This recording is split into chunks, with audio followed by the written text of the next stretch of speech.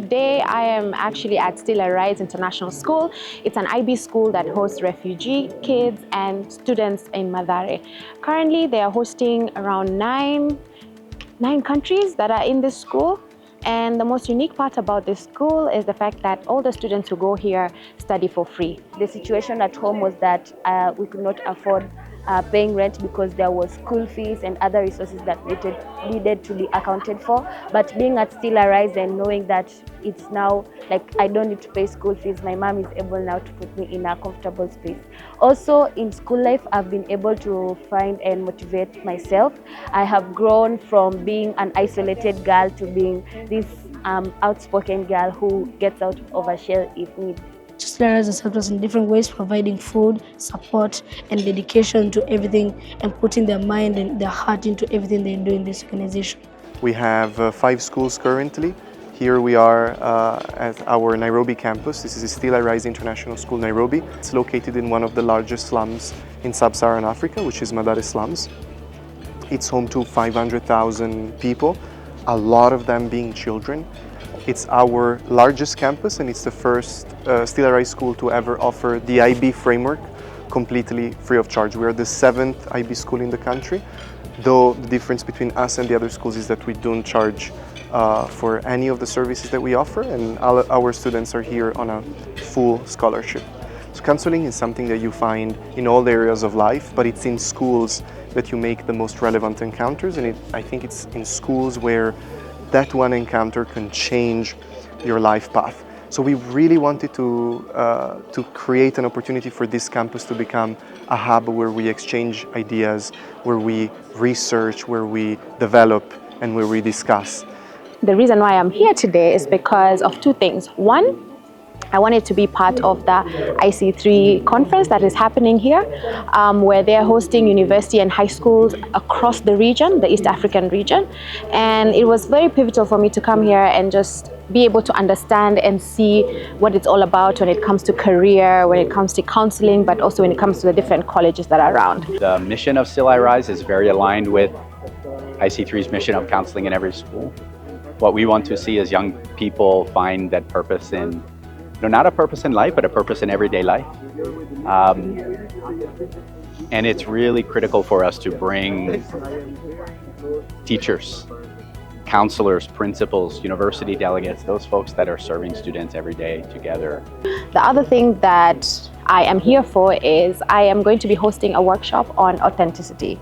And I'll be talking to the high school students the importance of authenticity, but also highlighting why it is important for high schools to really engrave that particular element in the students, because it gives an opportunity for the young children to actually get educated, interact, but also open their minds to the ultimate possibilities that are there. What does authenticity mean to each of you? My other question would be, as high school delegates and university delegates, right? Why do you think authenticity is very important and a fundamental aspect among us? Give an example of our youngsters who are in front of us this morning. Yes. They were dancing their true self, and I really enjoyed their true self. Yeah. We're at a time where technology is at a high, consumption is at a high, and discipline is at a low. And a lot of that stems down to really everyone just being confused about the number or the misinformation that they get out there. And so I went back to talk to these young people, and at this time I stretched myself more and spoke to the different lecturers, the counselors that were there, to just get an understanding of why exactly is this kind of rift happening. And so when I talked to the counselors and the lecturers and teachers, I found out that some of these teachers themselves and counselors were unable to identify their authentic self.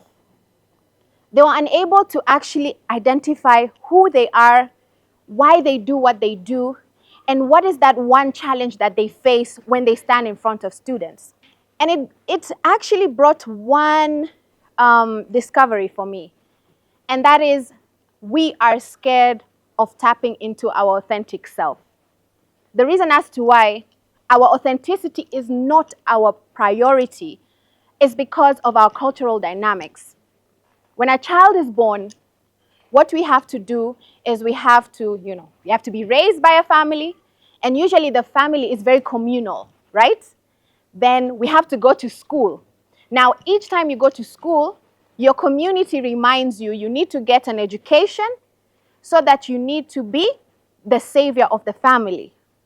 Now, when you go to school, you then discover that you are actually not the smartest in the room as opposed to what you were told at home. Now, what that does, it puts you in a competitive place, right?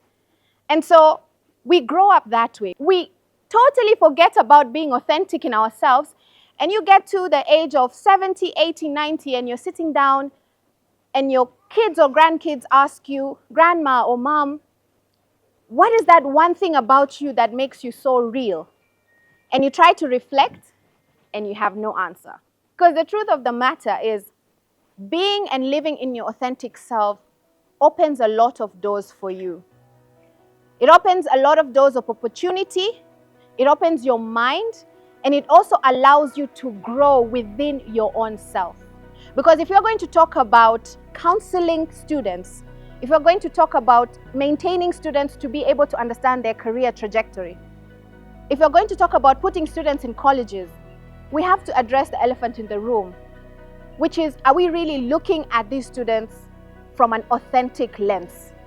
Nadia spoke of authenticity, and my parting shot would be, let's move from competition to competence. Competence is focused on the world outside. Competition is focused on the world outside. Competence is focused on the world inside. So I think if we can do that and create a space for our young people to do that, we will have a very bright future. Don't let your background define you. As much as wherever you are and the state that you are right now, you feel like that's what's going to be like your shot, that's what people are always going to know you as.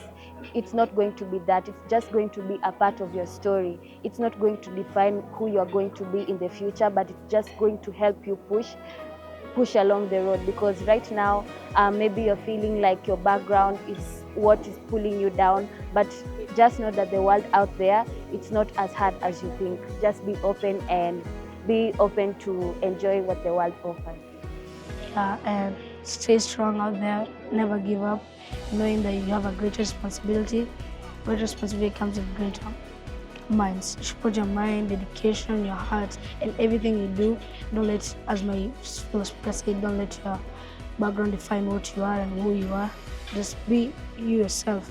Just show your compassion and everything out there. So since you guys have been asking about what I do when I'm not like online and stuff, so today is a classic example where I had to, run or host a workshop at Still I Rise through the IC3 conference.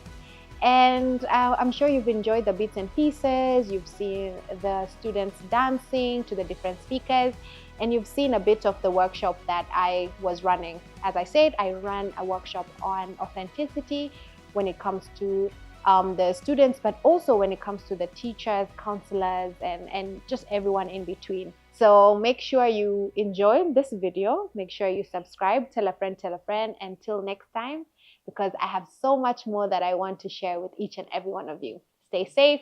Peace.